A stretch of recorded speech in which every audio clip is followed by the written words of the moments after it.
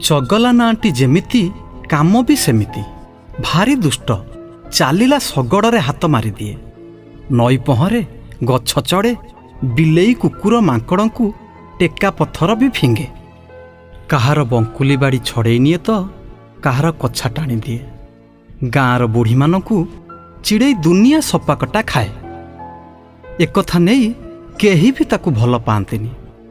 ବାପ ମାଆଙ୍କ କଥା ବି ମାନେନି, କାହାରି କଥାକୁ ଖାତିର ବି କରେନି। ଖରାବେଳ ସାରା ବୁଲି ବୁଲି କାହା ବାଡ଼ିରେ ପଶି ଆମ୍ବ ପିଜୁଳି ଚୋରି କରେ। ସ୍କୁଲ ଯାଏନି କି ପାଠ ମଧ୍ୟ ପଢ଼େନି। ସାଙ୍ଗସାଥୀମାନେ ତାର କେତେ ପାଠ ପଢ଼ିଲେଣି, ହେଲେ ଚଗଲାକୁ ତାର ନାଁ ମଧ୍ୟ ଲେଖି ଆସେନି। ବାପ ମା ତାର ସବୁବେଳେ ଚିନ୍ତାରେ ଥାଆନ୍ତି। ଦୁନିଆ ଯାକର କଳି ଆଣି ଘରେ ପୁରାଏ। କେତେ ମାରିବେ ଆଉ କେତେ ଗାଳି ଦେବେ।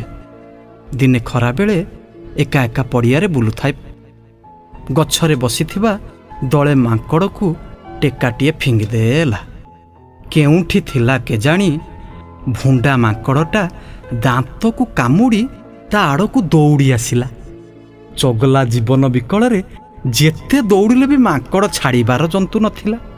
ଚଗଲା ଉପାୟ ଶୂନ୍ୟ ହୋଇ ତା ଆଗରେ ହାତ ଯୋଡ଼ି ହାମ୍ବୁଡ଼େଇ ପଡ଼ିଲା। ମାଙ୍କଡ଼ଟି କ'ଣ ବୁଝିଲା କେଜାଣି, ଖେଁ ଖେଁ ହେଇ କ'ଣ ସବୁ କହିଗଲା।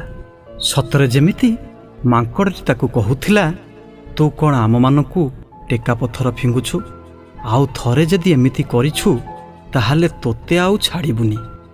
ଚଗଲା କାନ୍ଦି ପକେଇଲା। ମାଙ୍କଡ଼ଟି ଫେରି ଚାଲିଗଲା।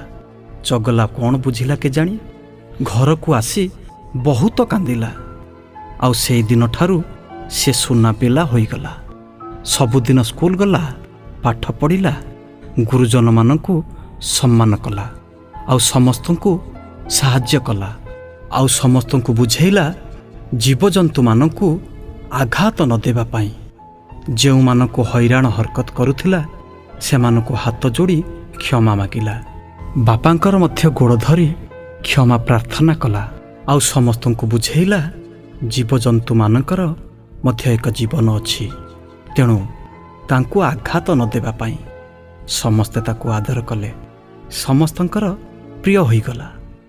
ଗୁରୁଜନମାନଙ୍କ ଆଶୀର୍ବାଦ ପାଇଲା। ସମସ୍ତେ ଭାବୁଥିଲେ, ଯାହା ହେଉ ଚଗଲା ନିଜର ଭୁଲ ବୁଝିପାରିଛି ଆଉ ସୁନା ପିଲା ପାଲଟି ଯାଇଛି।